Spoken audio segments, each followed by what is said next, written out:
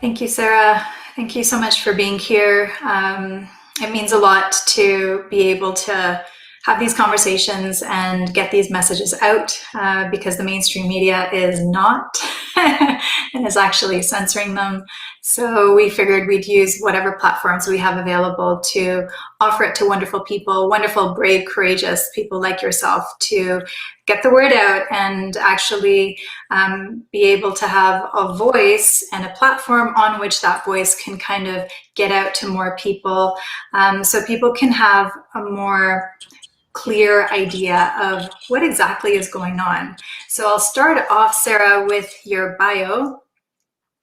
Sarah Tujunian has been a nurse since 2004 and has been working in a nursing home for the greater part of her career. In 2017, she was diagnosed with fibromyalgia, which was the catalyst for her life-changing actions. Through natural healing, she was able to get completely clean, lost 60 pounds, and healed herself from most of her myalgia. She has done extensive research on psychology and trauma and initiated an organization called, which I love the name of, Lighting Up Dark Corners to empower survivors. She's known to be the voice of the voiceless, and she intends to keep it that way. Sarah was actually fired from both her nursing jobs. Her license is under investigation and has been defamed by the media for speaking out against the lockdowns. She is now the co-founder of Canadian Frontline Nurses, an organization aimed at uniting nurses and keeping our oath to do no harm by speaking up against these draconian measures and restoring medical freedom. She envisions a future where healthcare is based mainly on preventative care, natural treatments, and treating the person as a whole, meaning caring for mind, body, and spirit as one.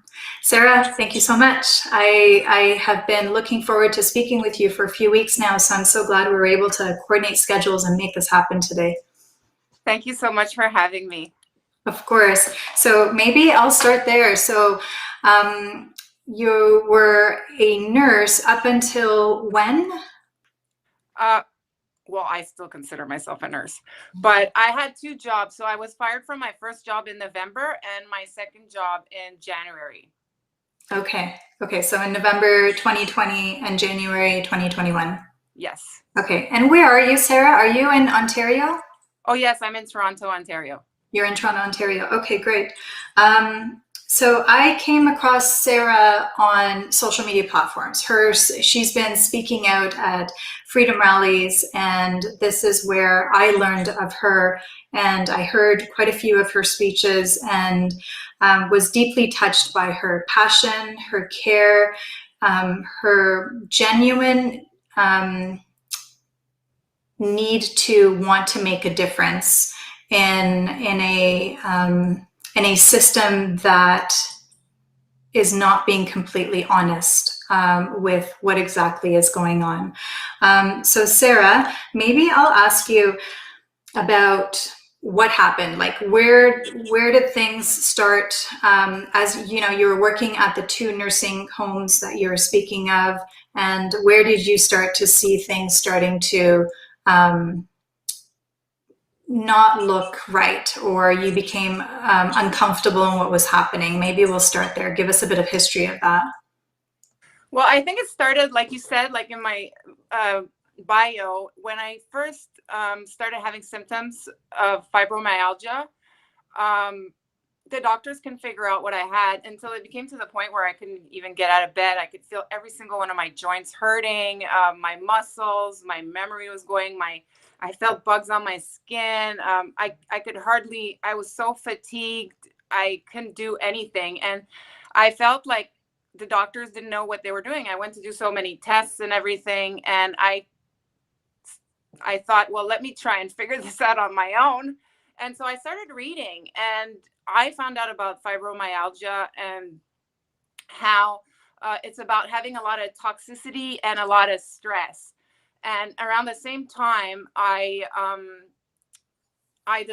decided to change my life because I have a lot of trauma in my past.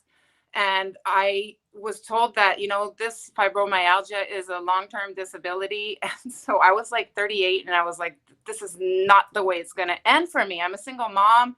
I have to work.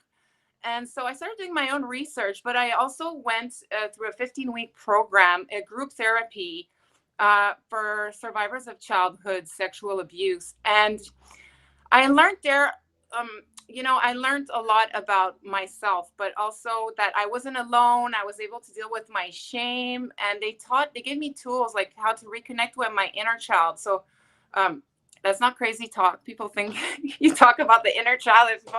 I used to think that. That's why I say that. I was like, inner child, what is that?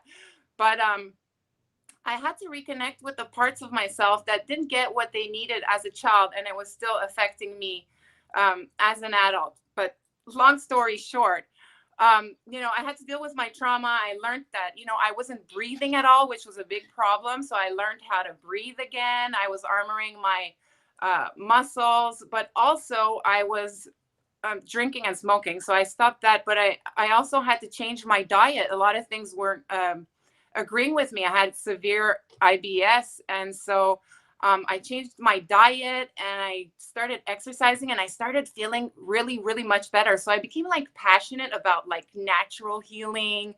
And, it became like, I didn't want anything toxic on me. I started making my own deodorant. Like, I don't want to put lotions on. So I became like really, really aware. And being aware of that made me really wary of the medical industry, unfortunately. And you were a nurse at the time? Yes, I've been a nurse since 2004 Mm-hmm. in a nursing home. And working in a nursing home, you can really see that the government doesn't really care about these people. So that was, so having that, the fact, like, I was very aware for the last 2-3 years that I wanted to get out of the industry, which is why I was lighting up dark corners, which taught me how to heal myself without all the drugs that they give people with fibromyalgia, and I was like, I'm going to help people deal with their mental health so that their physical health could be better without medication. So I already had that kind of mentality and I wanted to get out the system, like I said. But, as a single mom, it's not that easy. And, life gets in the way. But when the lockdowns came, for me, it was a real big red flag. You guys are closing down the economy for these vulnerable people that you feed crap to all the time. So that was a big red flag for me. And, at first I thought nobody would believe it. Mm-hmm. And so, I was really vocal about it, and I was chief steward at work. So when they came and they forced us to get tested, I called them and I was really upset because, being a survivor, having my rights back and, being so strong about it and now having them violate them and want to take me, I was really triggered. Mm-hmm. So I asked I told the union and they were like, don't you care about your residents? Like, don't you? And so that scared me. I was like, okay. And I could see that people at work were really scared and like nobody felt like me. And so I had to be quiet for a while. I got scared and I was looking around and I was like, something's got to give. Something's got to give. And then they kind of lifted the lockdowns. And, I work in a nursing home. So it's like they stopped family members from coming in, which is all the residents have. And that keeps them alive. Like, mm-hmm. That's why they stay alive. Like, that's basically what they have left. So that was like really weird too. And then there was this testing that I found out, like right away, I went into it and I was all over this. I was like, this is not real virus. I'm like, 600 to 8,000 people die of the flu every year. We do not shut down the economy. And what about tuberculosis? 1.5 million? So I was like, what's going on? But I was quiet and, I was really not doing well myself with my mental health. I was struggling. And, but went with the program and the masks are driving me nuts. Like the whole PPE, like protective personal equipment. It was just ridiculous. So then now the residents don't have no one and they have us looking like not humans. You know what I mean? And then they're doing this testing and the testing is like false positives, nobody's sick, and they're shutting down the building and these people are in their rooms for 14 days. So mm-hmm. That didn't happen for us in the first lockdown, but as soon as the second lockdowns happened, I was going to blow up. I go to the gym 2 to 3 hours a day to stay sober. Like that was my trade-off. And it was really important for me to release my anger, my stress. It's just, I need it. I love it.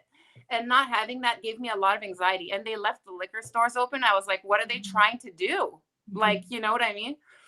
So I was really upset. And I found this group online, a private group that,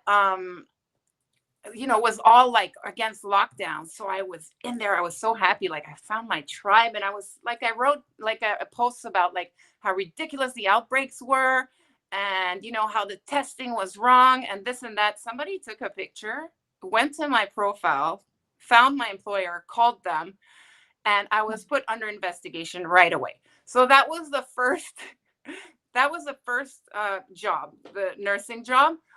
And within that, I was so annoyed. I was like, these people are trying to shut me up. I was already like gun ho. I'm like, I'm doing this thing. I'm going to be vocal. And like the same weekend, I spoke at my first protest, and they fired me 3 days later. Oh. So I don't know if it was just the social media, but I'm sure that didn't help. So that was the first job. Did they give you a reason? Violation of the code of conduct and social media policy. Okay. Were you aware of this before? No. Okay. And the policy is anything, they can terminate you, like literally for anything that they don't like on your social media. Okay. Did your regulatory body actually hand down any rules as far as what you were able to talk about and what you weren't able to talk about at all since the pandemic came? They hadn't done it back then, but in December, they literally put out a public, I would call it a gag order, from the College of Nurses of Ontario that we're not allowed to speak against vaccines or masks, but it seems like it's okay to like take pictures of yourself after you took the shot. So it's really just a one-way narrative, which is weird because in nursing school, we're taught in the code of ethics that when the industry is going against the people, that it's our job to advocate and agitate. So literally, we are doing our jobs here by questioning. And it's like, there's no more questioning. There's no more debating. It's just one narrative, and we got to run with it, even though it's ridiculous. Right. Interesting. So yeah, so that seems a common one because the regulatory board for NDs put out something similar early on about not being able to talk about natural remedies. NDs, naturopathic doctors. I saw that too. And more recently was not being allowed to speak about vaccines. So it's interesting seeing those parallels. So I wanted to ask you then, you in one of the speeches that I heard you, and you spoke of that one of the speeches that I heard you gave, you spoke of the Biderman report. And you spoke that it's so eerie in that it resembles what you see happening now. Can you fill the audience in on that? Yeah, sure. So I'm definitely not an expert on communism, but I came across this report, the Biderman report, which is supposedly, and it has a chart in it, which shows you methods that they use to make people comply. And I just thought like, okay, so it's isolation, very obvious. Control of perception. So like the way we're seeing this virus, I would say like it's really dangerous. It's, what it is. Like I would say that's that. Creating weakness, like, oh my God, like you're dangerous and you can die so easily. Threats and intimidation, obviously, the fines, you can go to jail, people have become threats to people that don't agree with the narrative themselves, right? Occasional indulgences, like they're opening, they're closing, they're like, it's like, oh, you guys are going to be allowed to do this, and we're supposed to be excited, yet we still haven't come back to our full rights, like, and so I thought that was demonstrating dictatorship. I think this is what it looks like to me. Humiliation and huh, Degradation. degradation. Yeah. You know, I mean, for people who are not wearing, like, we're anti-mask, like all these very negative words, instead of saying like we're pro-life, you know, pro-informed consent, like, you know what I mean? No, we're anti-maskers, anti-vaxxers. Like, there's no gray zone. It's just black and white. Like, I've had all my shots. You know, I'm not an anti-vaxxer, although now that I've done some research, I don't want that stuff in me. Yeah. I'm all natural now. So it's like, no. And, you know, enforcing trivial demands. Like, you have people in nursing home haven't seen their families, some of them for over a year. So to me, that was alarming. I was like, oh my God, like, I'm not someone that believes in that thing. You know, I like to, I would like not to believe that it's similar to this, to tell you the truth. But I mean, there's a lot of similarities. And so, yeah, I did mention that in one of my speeches. And I thought it was something that people should think about or look at. Mm-hmm. Yeah, it's really interesting because I had similar experience when this started to come up. So the main thing for me, it was a visceral body feeling. You know, when you, I don't know, as a mom, if you're somewhere and all of a sudden you get this irky feeling like your child, there's something going on and you need to call them right away or go to them right away. Yes. It's that kind of sense of urgency that came up within my whole body from the get-go, from the beginning of this supposed pandemic. And in a way, it was not one that I could shake in any way or form. I mean, I tried because, you know, you kind of get questioned, you know all about it by now. It becomes a question of your integrity, of your sanity, of all of it, because it's so out of the norm, and the mainstream news has been so successful at putting out one narrative and no other, contesting it. And if anything or anyone does, they're censored, and there's an attack to their dignity, their sanity, their just their entire existence. So, but it wasn't anything I could shake off. And I remember talking to my husband about it. I said, you know, it's like, my background in school was in psychology, and I said, I feel like this is the dark side of psychology playing out before our eyes, but like we're all walking around like zombies because no one is really, not a whole lot of people are noticing that anything is strange or questioning anything. Like critical thinking has gone out the door. And so that came up for me as well. And even, sorry, you're going to hear my dog occasionally in the background. The shaming, the judging, the taglines of be responsible, stay home, stay safe.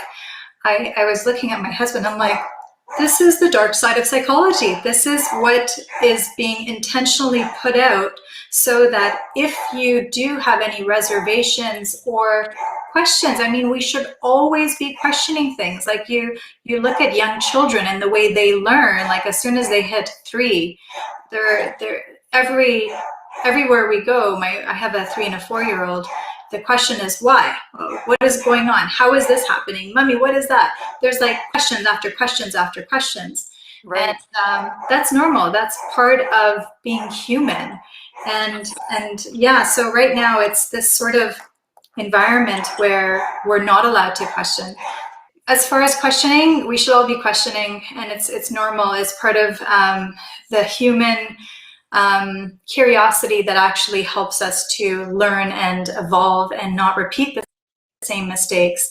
So even 6 feet distancing was happening, it all felt so wrong for me. I felt like, okay, so here's another strategy to keep people away, to prevent them from conversation, to prevent them from discussion, to prevent them from evaluating our current set of circumstances. But I also believe strongly in human resilience, and look where we are now. We've figured out different ways to connect at this time, even with all the restrictions. And you spoke of childhood trauma, and I think that's an important one, because even what I've heard parents who are having, in my mind, how I'm seeing it, parents who are having a tough time in really understanding and knowing and seeing the effects of the masks, the effects of social distancing, the effects of not being able to see their friends and have regular interactions, have physical contact, not being able to see family as they normally would or go to events as they normally would. If parents are having a tough time themselves coming to terms with that, then what I hear being said often is children are resilient. They'll be fine. And to be honest with you, it's children that grow up to be adults and spend their whole entire adulthood trying to go back to childhood trauma and work on those within their adult lives. That's indicative of the fact that we need to take care of our children and actually take appropriate action where we feel like something is not safe, or where we feel that something needs to be done differently. We need to be their advocates. We need to stand strong. And we need to be honest in as far as what is making us uncomfortable. Because oftentimes I recognize this and I get this. And I too, like you, had been a single mom for 5 years. So I've been there, and I completely understand and empathize with the hardships involved there. But at the same point, Sarah, I feel like if we're not willing to see this very clearly for what it is, every lockdown has been harder and stronger. We're not going to, it's not going to go away. Our agreement with the government and being complacent with what's taking place is not going to make it better. It's only going to take us further down into a dark place. And if we're not willing to address this now, at some point it's going to, if it hasn't already, and I think it's affected all of us in Canada by now, even in BC, it's not as hard as it is in Ontario. Later, it's going to come like right here, where you won't be able to make it okay for yourself. So you're going to have to decide if it's going to be safe for you to keep your child in school or not, or you need to pull them out and decide homeschooling. If that will mean, what do you do with your job? Is that going to prevent you from going to your 9 to 5? And is that going to shake things up within the household? So I think sooner or later, we're going to all have to come to terms with that if we haven't already. But maybe I could get your advice with regards to how you've seen this. You gave a talk recently with regards to children and mass, and maybe I can ask you to dive into that a little bit more for us. Well, I think it's interesting that I'm hearing myself in the background. Is that normal? I will mute at my end so you don't hear the echo. Okay. I think it's interesting. A lot of the people that are realizing what's happening are actually in psychology, because as you were saying, also for the adults, a lot of what's happening is that they're in survival mode because they're scared, right? Fear has been implemented in them, and so they can't think properly. And so, because you would think that it's common sense that you wouldn't want to cover your child's face or anyone's face. You're breathing, your life force. So it's ridiculous, but we have to understand that people are really scared. They're living like in survival mode, like they're using their reptilian brain, which does not allow them to use their critical thinking, which is really, really stressful. But also, having done all this work that I've done, like you said, I am that adult that had to work well, I just struggled all my life. And, I'm lucky that I'm alive, and I'm one of them that actually did my work, because a lot of people never do the healing. And so they don't recover. And so these kids that are going through a lot of trauma now, in my opinion, it'll take decades for them to recover from this. Um, so yeah, a lot of trauma. So how the masks are affecting kids, obviously, physiologically, kids need more oxygen than we do because their brain is developing. So they need all the oxygen they can get. And experts are saying that already, even within a few minutes, the damage is like, it's irreversible. And so these kids' brains is not developing properly already. So there's that. And then comes in the trauma. I can't imagine being a kid in this day and age. When I was 8 years old, like I said, I was a kid with a lot of anxiety and issues. But when my parents separated, I had this fear suddenly that not only they were going to die, but I was going to die. And everything became like a disease. And it was like crazy in my head. Like I couldn't enjoy anything. Like it became a big problem. And I had adults telling me that everything was fine all the time and comforting me. So, and to me, when I think back of that like year that I was like that, like it's just complete trauma. I hate thinking about it. I was just paralyzed all the time. And so I cannot imagine this is what these kids are going through. They think that they're bad. They're now disease. They can kill people. So I can't imagine what kind of effect that's going to have on their lives growing up. Obviously, we're showing them that they're not important. We have kids complaining that they can't breathe with the masks on, and teachers are telling them you need to keep your mask on. Like, what? Are we serious right now? What has it come to? Like, seriously, this is like someone can't breathe and you're telling them like that they can't take their mask off. It's so we're teaching them to self-harm. Like, I was a people pleaser all my life and didn't know. I had to learn about boundaries. Like, there's no boundaries. We're teaching them the opposite of what a healthy mental health is growing up, where everything is the opposite. Everything is upside down, not just the mask. And so, I can go on and on with the mask, what we're creating. Like, they're going to grow up to not be confident people. They're going to be submissive. They're growing up as victims. And so we're going to have a society of victims, which the people who are trying to control us will have a blast controlling, because they'll be so easy to control. They're already like robots. We're teaching them to stand on stickers like robots. We're like, they can't even talk. There was this email from the school board, I think. It's like, no mask, no voice. Like, if you don't have your mask on, you can't speak. Like, what? Like that? No, I just speechless. And plus, then there's the other side of the mask that's not even the trauma, but like, it does not help. Okay, nurses do not wear that kind of mask if there's an actual dangerous virus. This virus is 3,000 times smaller than the holes in your masks. Might as well put a big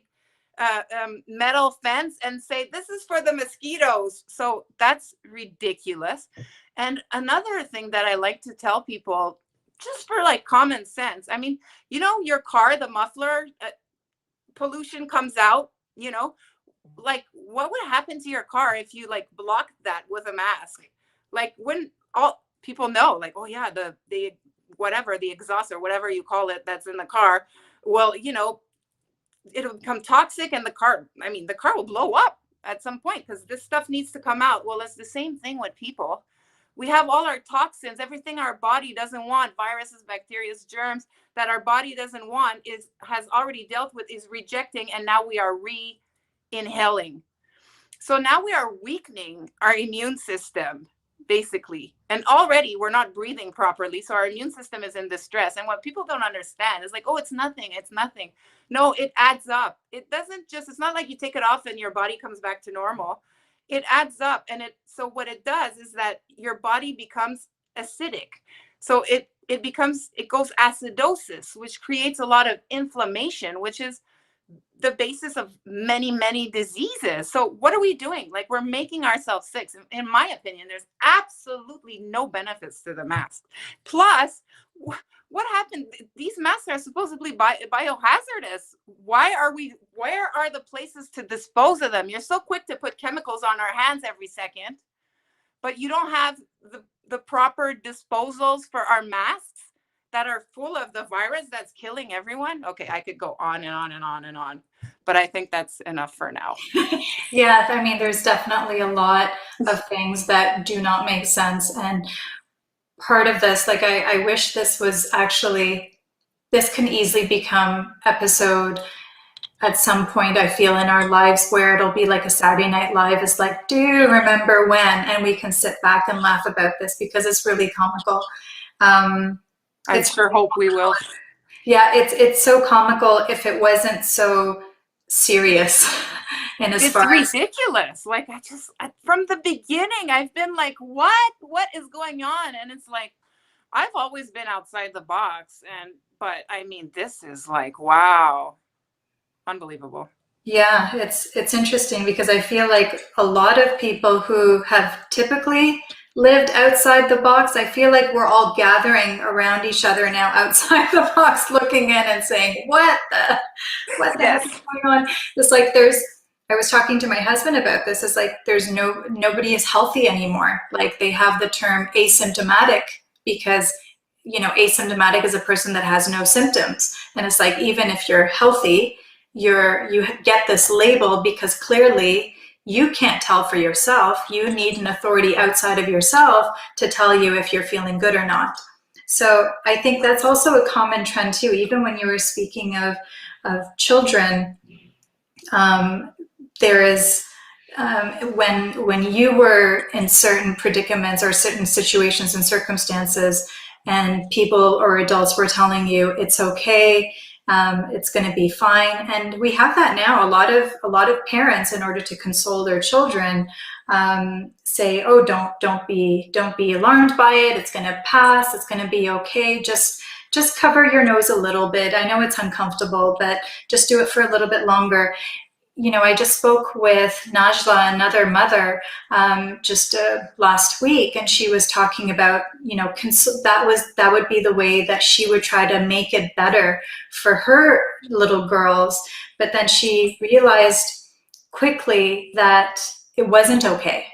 When the child is telling you that they're having trouble breathing, it's not okay. It's not okay. It's not okay for us to say, well, hold it up a little bit longer, have trouble breathing for just a few more minutes or a few more days or a few more months. And I mean, the dates keep getting pushed. I don't know where Ontario is right now. I know BC is apparently going into another lockdown. And I turned to my husband, I said, because we don't watch TV, we don't have a TV. I'm like, oh, so I hear through social media that we're apparently going into another lockdown. Like, did we ever come out of a lockdown for us to go back into a lockdown? Like, there's even, colors and zones for it now. And as far as which degree of lockdown that you're in, I mean, like, you can't make this shit up.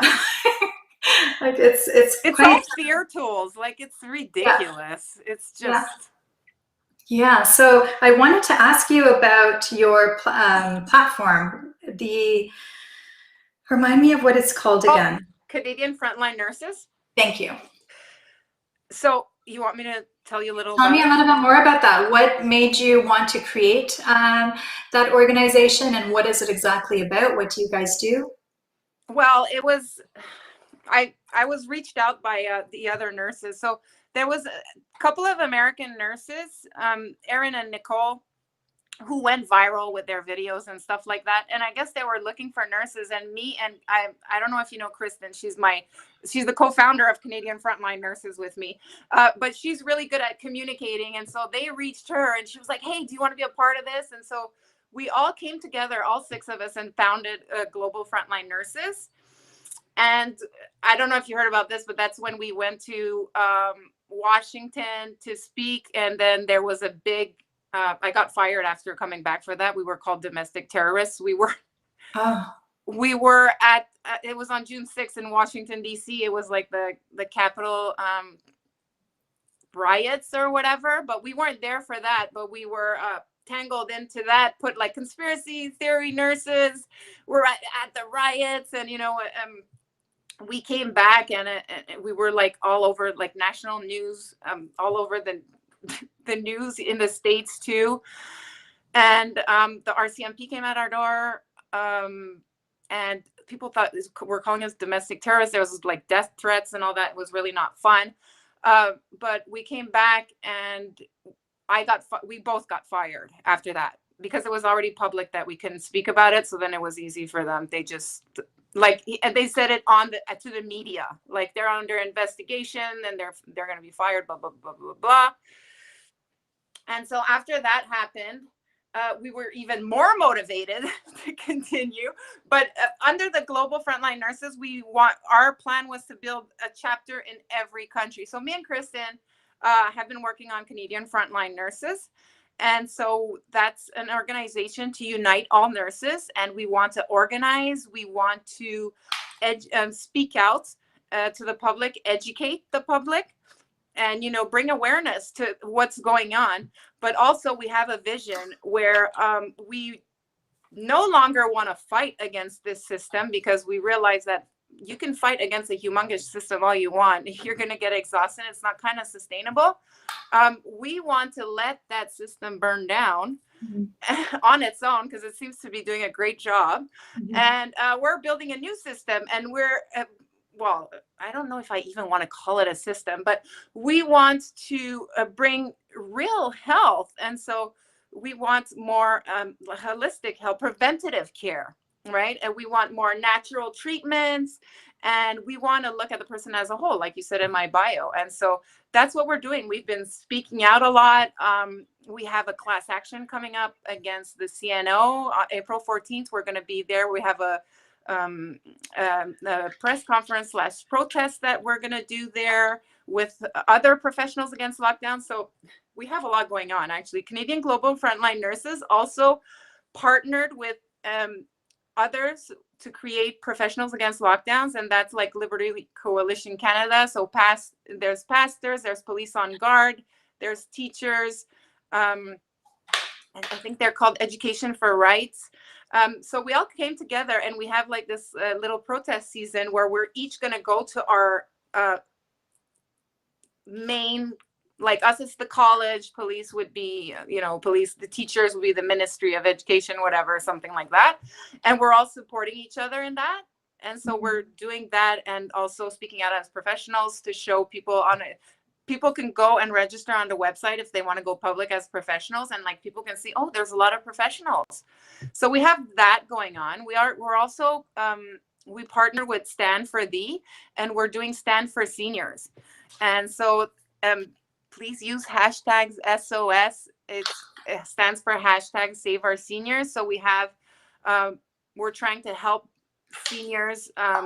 So actually tomorrow we're going to be in Brantford at a nursing home, speaking out for a gentleman that hasn't seen his wife for over a year. He has a mask exemption, and they will not respect it or honor it.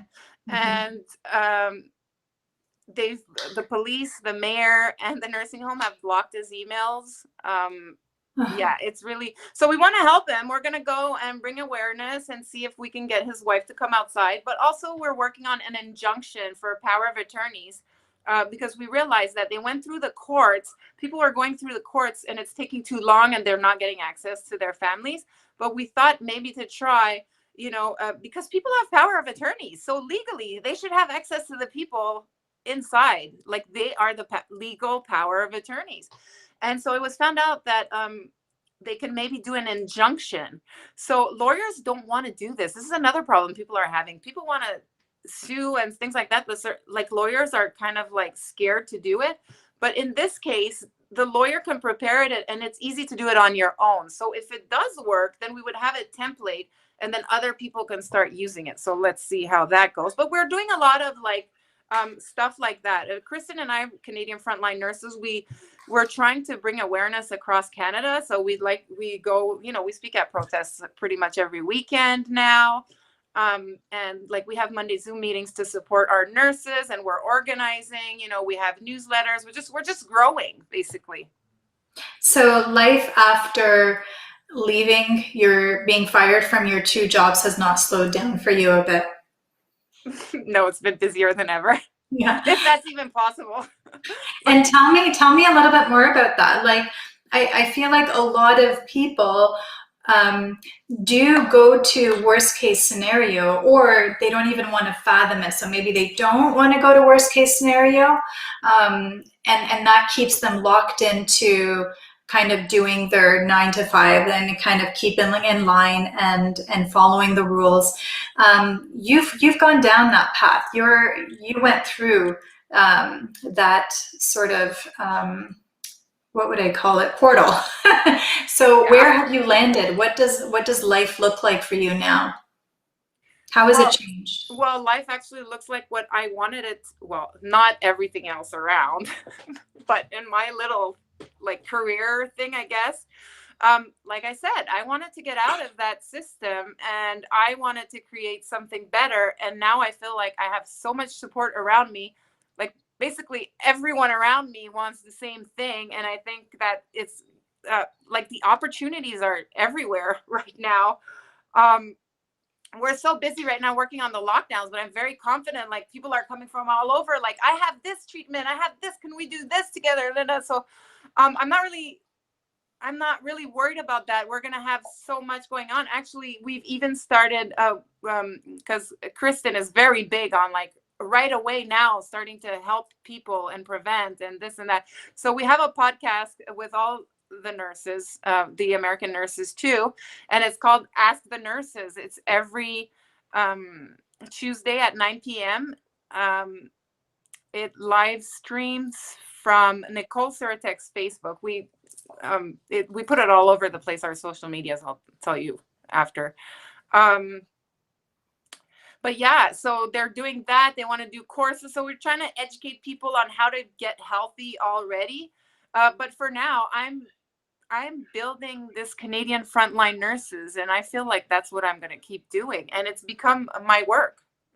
Like I'm employed by this business. It's a nonprofit, so it's not a business. But I mean, I was scared, but you know what? I didn't know this was going to happen when I got fired. The first time I got fired, I was like, oh, really? Now I'm fired? Okay, now I can speak up. Like, and then I went back to, I had a second job, and people in nursing homes can't work at their 2 jobs, right? We had to choose one. And so we lost money that way too.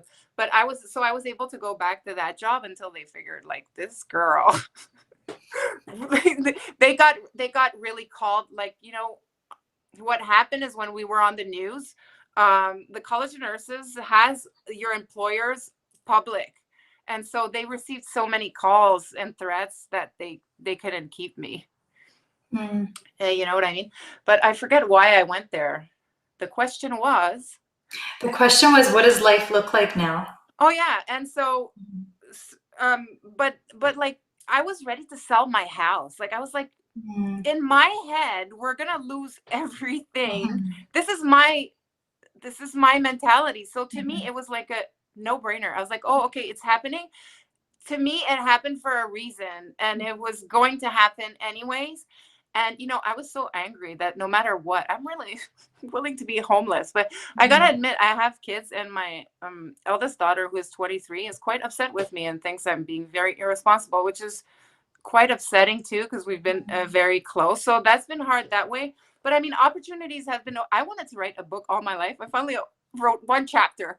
That's awesome. But like, so many opportunities, like Robert Kennedy Jr. messaged me, and I got to meet like Del Bigtree. Like, all these people that I love are now around me.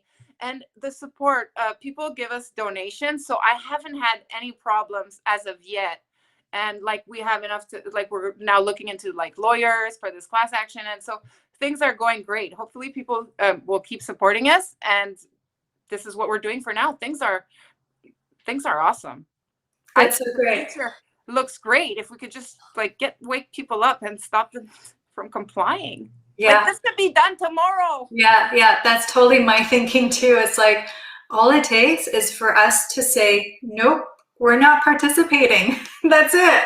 Exactly. Like it seems so simple, but really that is all it takes. It's yeah. Yeah. So that's really awesome. Where did I want to go with that? We actually just had a conversation. We had a roundtable with, for the podcast platform, we had a roundtable with a shaman, Lemurian shaman by the name of Huna Flash, Magenta Pixie, and Dr. Christiane Northrup. And this was one of the key things that kept coming up. And as far as when you have the courage to stand up and do what feels aligned to what you feel you need to do and say, everything will line up for you. You know, everything will line up for you. And for us too, personally, my husband and I had gone to the worst case scenario, and we consciously thought about it. We said, okay, so if we speak out about this, and if we're kind of holding true to what we need to be doing and saying and contributing right now, what could happen? Okay, so you could lose your job, and we could be home, we could lose our home, we could lose our car. Okay, so my parents are there, their house is almost paid off, and if that's not available to us, we just bought a tent last year, and the weather here, like, we actually literally went through this, and we'd be okay. Oh, I believe you, because so did I. I was like, we're selling the house. I got like 120,000 in here. We can live for 3 years with that. We'll figure it out after. Yeah. And I said to my husband, you know, it's like, we can figure out this intermittent fasting thing and just stretch it out a little bit more so that we can feed our children, but like, we'll be in tip top shape and of really good health. But it's when I feel like that's actually really empowering, a really good strategy in dealing with fear, because if you even logically, you know, we use logic all the time, but I think we need to even actually harness our the ways in which we use logic. But we went down the worst case scenario within our worst fear manifesting, and we thought, okay, so we'll actually be okay. Like, you know, living in a tent and on this beautiful island, and we could do it year round because it's fairly, it's not too bad here on Vancouver Island. Yeah, I'm coming over. Yeah, anytime. Just let us know. You're more than welcome to stay with us, whether it be at the tent or at the house. I'll get my own tent. Sounds good. But it's really helpful, because when you go there, when you go to the worst case scenario and you logically kind of work through the sequences and the scenarios and the circumstances that kind of take you there, you kind of sit with it a little bit and think, I can do that. I can manage that. So then what you're dealing with now is no longer this big, massive, scary monster. Exactly. It's like, what ultimately feels good in my body and my heart and on my conscience and for myself and for my family. And can I stay true to that? Like, it really simplifies things. Absolutely. I love that. And it's literally like the chapter of my book is about that, like how I overcame, because I went through this kind of facing my fear before when I left my husband. He was violent, he was abusive, and I had to leave with my 3 kids, and it was really difficult. He lived not too far. He was threatening. He brought me to court and wanted spousal support, and I was taking care of the kids. Like, he was like lying. So he really tried to bury me in that way, and he had threatened to kill me and almost had before. So I was scared to die, but I was ready to do it. And coming out of that experience, I came out so much stronger. Like, I stood by the courts. I did what I was so scared. It would have been so much easier to just give up. But I didn't, and I went through it, and no matter how indebted I came out, and you know, and to me, nobody wins in court. And I didn't even really want child support, but it was ordered, and he left the country when it was. And I think it's a blessing in disguise. But going through that years of like being in fear, but doing it anyways, it gave me the platform to do this.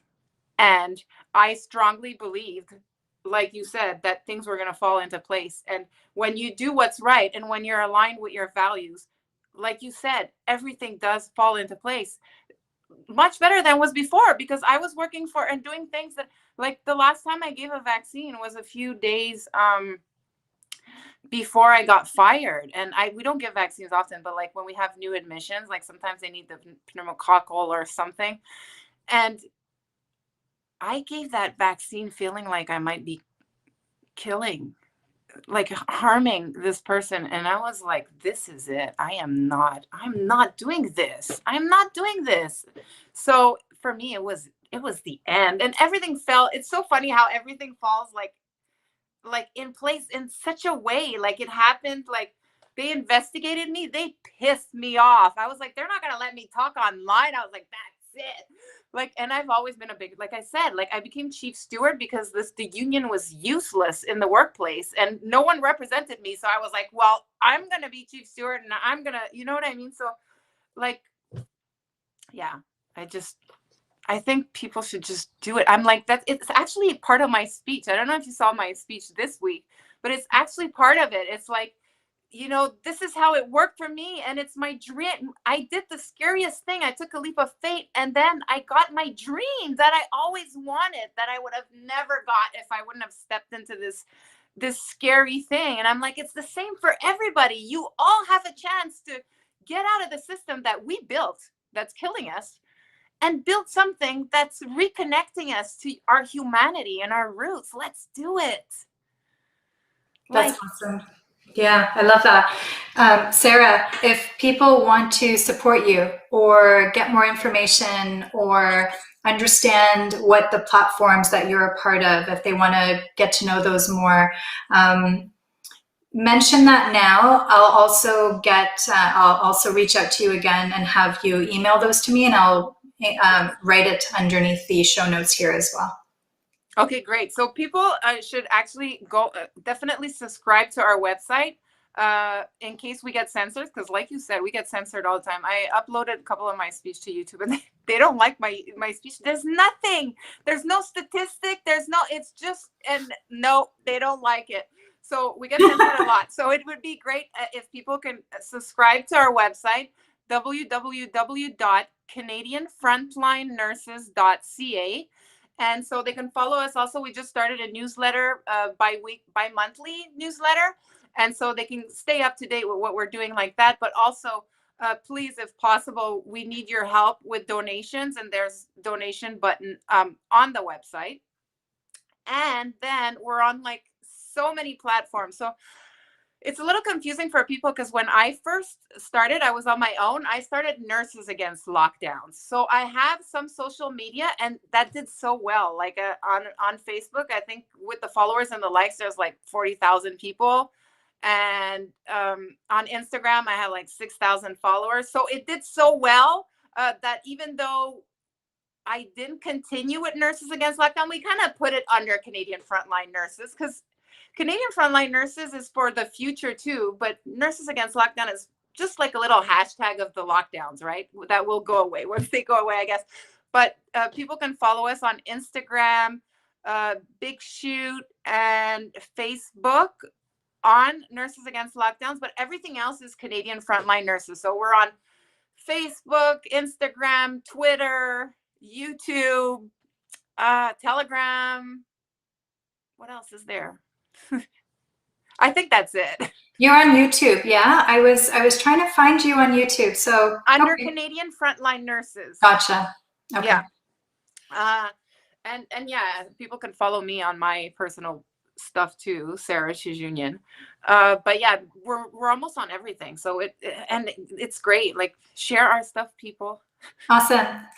Sarah, what is your vision? Where do you want to, because I really feel like what you're saying is correct. We're seeing these old systems, you know, in order for change, drastic change to happen, there is going to be a period of chaos. And I feel like that's where we're in, right? That's what we're in right now. And as much as it looks scary, I know for me personally, I'm actually super excited because I know it's the falling of old systems, and it gives us then the opportunity to figure out where we want to go, what we want to create, and what we want that to look like. What's your vision? I'm I'm so excited too. I mean, I'm scared though. I have like my trauma always, like I get excited and then it's like, oh, don't get excited. Like the doom comes in and it's like, oh, okay, I'm not excited. But I really am. Like I was thinking about it because I have a lot of anxiety. It's really hard for me to redirect myself, like with the lockdowns and stuff. But I was thinking, everything you ever wanted, all the people, like it, even the people now that I'm surrounded with, like the people that were not necessarily for me have gone. And all this people, I wanted friends like this. I was like, where are the people that are like me? And now they're everywhere. So like, you know, surrounded by great people that all have this, like, want to reconnect with humanity and are tired of this disconnect. And it's like, this is what we wanted. This is what I wanted. All my shirts, like I wear shirts like this, like revolution, like, you know, power to the people. Like I was always like that. And so, and like the freedom fighter, like I was wearing those before. So I'm like, this is like, people are like, this is what you wanted. Like you wanted to be a martyr. And I'm like, no, You prepared for this. no, but I mean, I wanted a change. Like I was very disturbed. 30,000 kids die every day before the lockdowns of malnourishment, of like malnutrition. And it's like people weren't aware, and I was having a very hard time walking through the system. And like, you know, I'd get triggered a lot, like, don't you realize that this is going on? Like, you know, I'd want to wake people up, and people are like, oh my God, you're so serious, why can't you just so basically what I've always wanted is actually happening. I want humanity to be at peace. We don't need these wars. All these things that are happening are created by a few people. This is not who we are. This is not the essence of humanity. They've made us think that we're bad, you know, and now to the extent where we can't even like touch our family members. Like, what is going on? So, you know, I think that this is our chance to have like a great new world filled with peace and love, like on earth, like, you know, live in peace on earth, not when you die. Like, you know what I mean? So yeah, that's where we're going. Awesome. I was telling my husband, I said, so after the initial extreme anger and panic at the very beginning of this pandemic kind of settled and passed a little bit, it would come back in waves for me.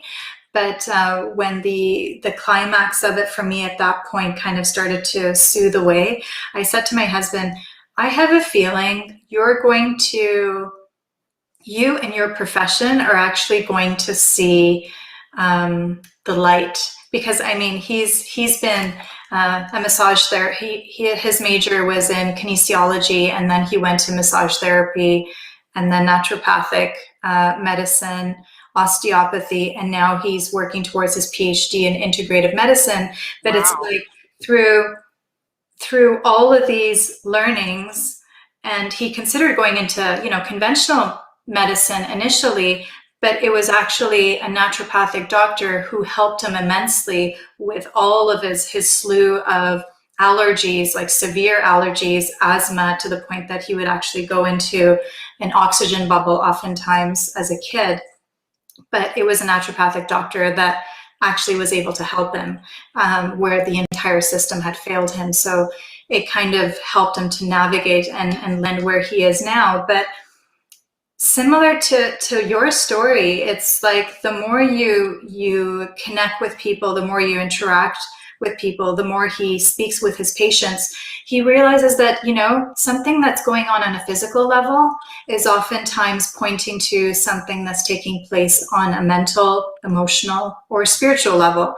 And so this is why we even created this platform, AIJ, because we give people this experience of movement, nature, quiet time, coming away from our regular habitual routine to actually step into a safe, cocooned surrounded by a lot of nature, soothing sounds of community, so that we can start to do the work and the processes of excavation, of looking at our shadows. So this is even why I loved your, what was it that you had called it?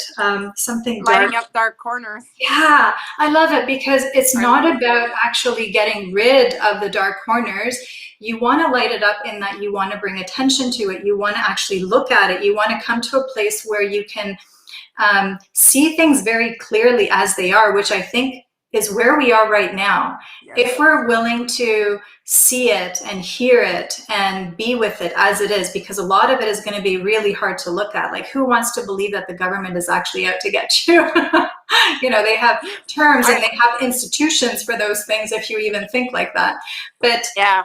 But realistically, if, you know, these conversations that we've been having and this light that's now coming in, which I interpret as divine intervention, that's happening. With that light coming in, you're going to start to see all of it. You're going to start to see all the dark crevices, all the shady figures, and we're going to have to come face to face with that, because we're going to have to see things as they are in order to first not let it happen again, not allow for it to happen again, and to then move beyond that and start to create a new vision of, okay, now that we don't have those shackles on, now that we don't have those blocks preventing us from being and stepping into the fullness of who we can be, what is it that we actually want to do? And it's these sort of conversations and interactions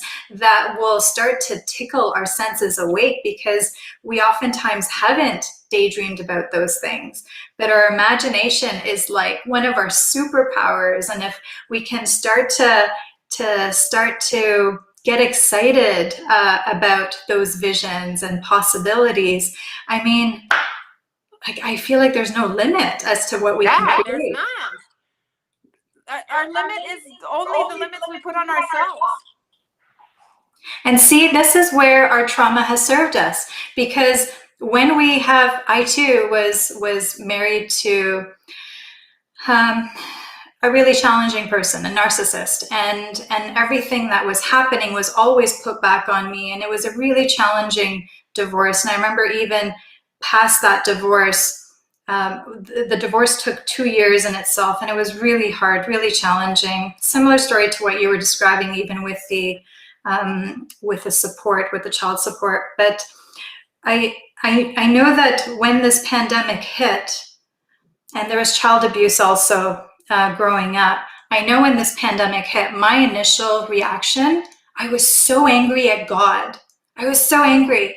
That was the very first emotion that I had, and it was directed to, what the hell? Like, haven't I been through enough? Like, things were just starting to get easier, and you're bringing this heaviness. I could feel the energy, and I'm like, you're bringing this to me now, like to me now? How dare you?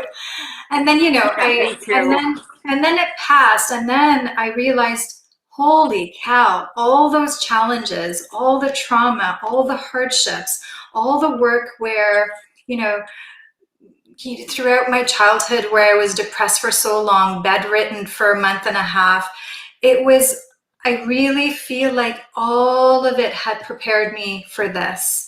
Because right now, I really don't care what people think of me. I truly don't.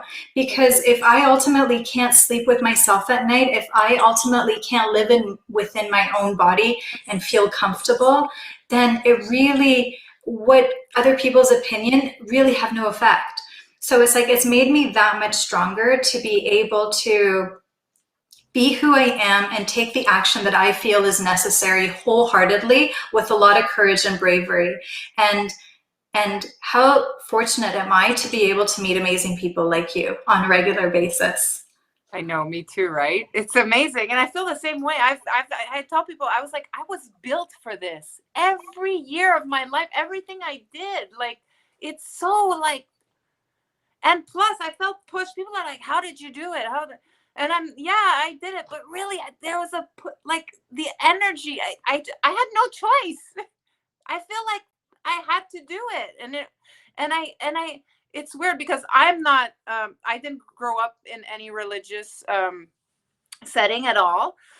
And so even my parents like were raised like in more like strict environments, and therefore did not want any of it. So I was even raised maybe to think that it was wrong, or it was, you know what I mean?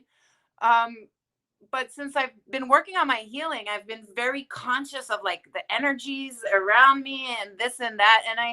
And I might not believe in a specific religion, but I actually, Kristen gave me a Bible, and it has like it's like a guide, like it's easy to read because I could never, and because people send me a lot of like quotes and stuff now, and I get to read them, and I love it. I love it. I'm like, yes, I'm wearing my armor. Yes, like I love it. And who would have ever thought? But I believe that the universe, the energy, God, I believe in that, and I like it, whether it's like the life force, whatever you want to call it. I believe that I was pushed to do it. And I think, and it's kind of weird, like as a kid, I was always that kind of kid, like, we're going to save the world. And me and my cousin, who actually passed away, we were going to save the world. And it was always like something like, it's so weird. It's almost like yes, we create our lives, I guess. I kind of like brought myself to that, but also there's like, it's the way everything falls together. I think it's a miracle. It's amazing. Yeah, absolutely. So true. I'm on board with that. I spent my parents too. I mean, my background, I was born in Iran, lived there for 8 years, and I was born during the revolution when it went from a very Western society to the exact opposite, run by religious fanatics. So my parents went to the other extreme of like saying no to all religion. And I grew up basically without faith. And I was, I would say, an atheist probably for a period there as well. And it was my own practice through yoga, through really connecting with my body, that I felt like my inner senses or inner intelligence, like a body intelligence, actually started to inform me so clearly that it became undeniable. And when I studied anatomy, each time I would give birth, I too have 3 children. It's like when you look at a flower, when you're out in nature, when you see certain patterns, it's like there's so much perfection. There's so much perfection that and intelligence is undeniable. Like there's so much intelligence. There's so many synchronicities. There's so many ways in which we even receive guidance when we ask for it and look for it. That I also feel like our perception of God has been tainted in so many ways, because religions have oftentimes been have had agendas infiltrated. Yeah, for sure. So I think whether you call it universe or a higher power or source or creator, but it's undeniable, and it's so much bigger. Like I feel like right now, where I am right now, I'm starting to just recognize just how much bigger it has been than we could have even possibly imagined. And I'm open to that, and I'm excited to kind of venture and again, kind of, oh, sorry, that's okay, consider the possibilities of what that could even mean. So thank you for being on this journey. Thank you for pushing us out of our comfort zone. Thank you for asking us to ask more questions and look around us and see what makes sense and what doesn't make sense. And thank you for standing up, because you have inspired, as a result, so many others to stand up with you. Oh my God. Thank you so much. Thank you so much for being you too, because you're the same type of person as me. I can see we have a lot in common. Yeah. But thank you so much, and thank you for giving me the platform to be able to speak, because without the platforms, that would be difficult too. Yeah, for sure. That's why we're here. We've got each other's back. We're being called to actually connect with one another for that reason. Absolutely. Absolutely. Thanks so much, Sarah. Thank you.